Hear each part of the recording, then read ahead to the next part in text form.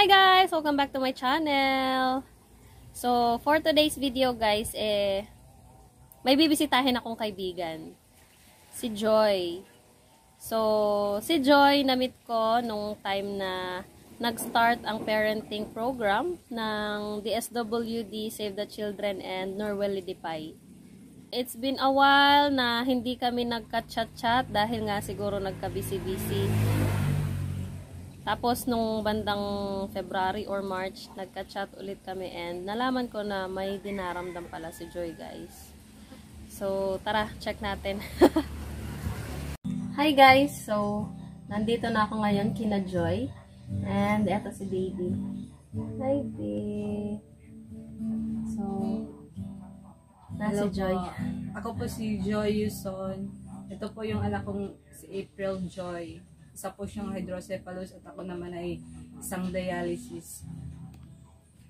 May 3 po akong anak. So, ayan guys, na-meet ko dati si Joy dahil nga sa parenting session namin and ako yung substitute facilitator nila that time and si Joy, siya yung nag-assist sa akin and wala akong kaalam-alam nun sa story ni Joy. So, nagulat ako nung malaman kong si baby may ganitong condition and mas naano ako dahil nga nalaman ko yung sitwasyon ni Joy kasi healthy naman siya nung time na nag-meet kami. So, every anong araw yung session? Every Tuesday and Friday. Tuesday and Friday dialysis session. So, nawala na tong diri sa may ko So, dito na sa braso. Dati guys, nandito sa may liig niya yung yung daluyan ng IG catheter. So, yung IG catheter niya, nandito nung last time kong visit. So, ngayon, nandito na sa may braso niya. Ayan. Hi, guys! Nandito na ako ngayon sa bahay nila ni Joy. So, ayan. Hi! So, ayan si Joy, ang aking friend. So, hi, baby! Baby pa kayo. Love you. So, kumusta si baby? So, pakita natin konti si baby April. May sinat po siya, tapos nagsisisyo. Ayan, medyo matamlay. So, ayan, na-timing yung visit natin na medyo may dinaramdam si baby, no? So, kung sa may mga needs ni baby? Dapat kasi may siya, maintenance, kasi hindi pa namin napapa-check up. Ulit. Last year pa kasi yun dun sa Manila. Tapos, kailangan niya ng check-up ngayon kasi yung shunt niya, kung okay pa ba. So, yung shunt, dito sa may ulo niya yan, di ba? Dito sa kabila. Ano yun siya? Parang tubo, ganun? Tubo siya na nasa loob ng ulo niya. Tapos, nakakonect dito sa may chan. Para diretso na lang ihipag may tubig sa ulo. So, yun guys, naka-undergo na si baby ng operation para yung tubig sa kanyang head is iihi na lang niya kung sakaling meron. So, sa ngayon, yung daily needs ni baby is, ano yung mga daily needs niya? Gatas, diaper, vitamins. Ayan, so, milk lang talaga. Milk lang. Milk lang ang iyahang kuan. Yung kinakain niya, biskuit, yung sobrang lamot, yung Marie. Yung Marie. So, nakakakain siya ng biskuit guys, pero yung Marie lang. So, ang kanyang milk is? Promil. How old is baby April now? 5 years old po. So, si baby April guys, 5 years old. Nalaman ko lang na yung about kay Joy, kasi nga hindi naman ako matanong. So, nung time na nag-meet nga kami ni Joy sa aming parenting session is ganun nga lang. Nag-assist siya sa akin, all about parenting lang. And, kalaunan, saka ko lang nalaman yung sa situation nila. So, ayan, baby.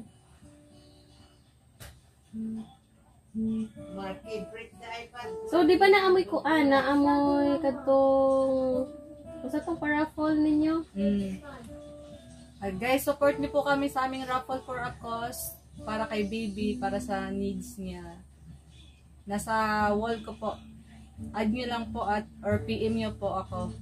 So guys, later on, ilalagay ko po sa description ng ating video today yung details ng kanilang raffle. Ano yun? Unsa to yung title? Numero mo, tulong mo.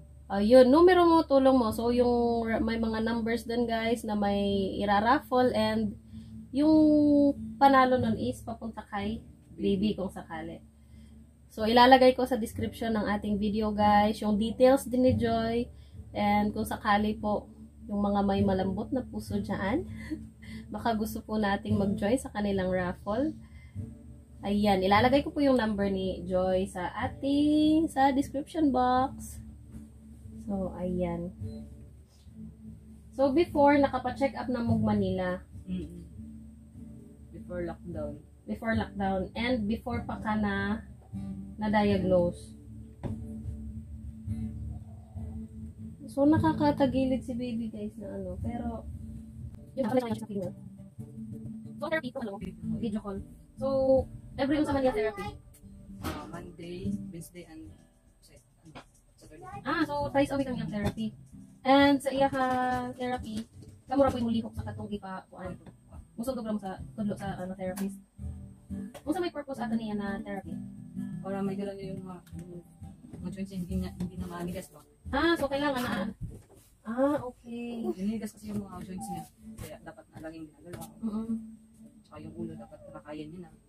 So far, kung sa may progress sa iya therapy? Wala pa. So, bago pa man lang na. So, ayan guys. Namit natin si Joy. Hopefully no, may mga ano dyan. Tao po. Ito po yung milk ni baby. Naubos niya po ito 7 days or 8 days. So, tagpi naman po danging ani niya. 1,250. So, mauna siya ang iyahang milk. Good for more than a week. Tapos, diaper o wipes. Mo iya mga needs. So, mga ganitong ano guys, yung mga supplies ni baby. So, yun yung mga ano niya, daily needs. Usay-say sa iyahang diaper karon XL. So, XL ang iyahang diaper guys. So, ang imuhang, every time na mag-therapy ka, mag-kuan ka, mag-session ka sa mo dialysis, narapod si baby dire. Tulad nga kahapon, iniwan ko may nararamdaman na seizure siya. Kaluoy ba? Kaya ko nga sana pumunta dun sa dialysis, pero kailangan eh. Kay session man. So, ayan. Again, guys, may, ano ulit sila, may paraffle sila. Numero mo, tulong mo. And, yun.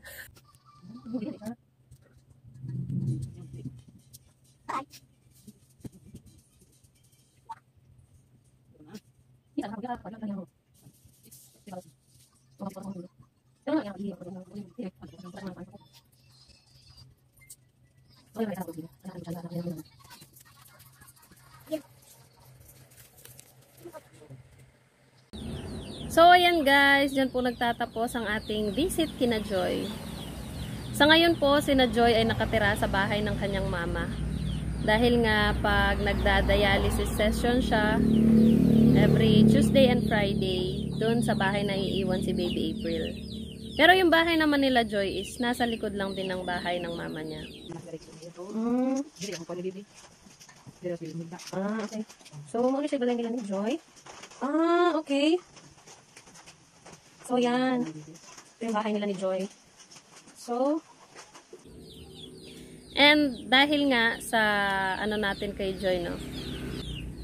Na-realize ko guys na napaka-blessed ko. Kasi hindi ko man nabibili lahat ng wants ko.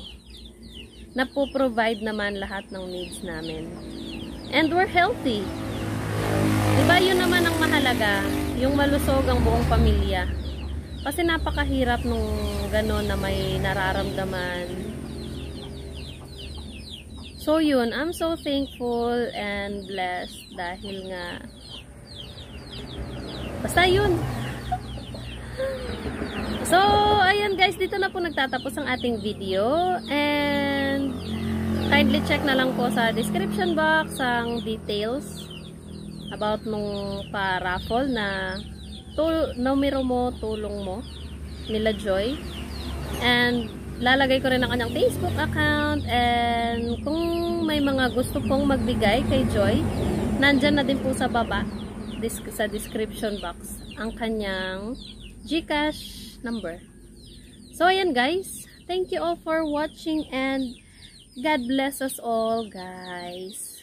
Bye-bye. Thank you for watching. Mwah.